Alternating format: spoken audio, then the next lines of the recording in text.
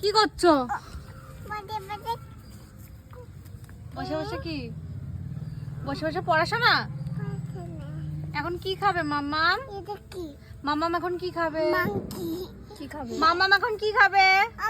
মাম্মাম কি খাবে? দেবো না। কলাকে ইংলিশে কি বলে বলো তাহলে দেবো। কি মানে কলা? বলো কি মানে কলা? কলা মানে কলা, ঠিক করে বলো।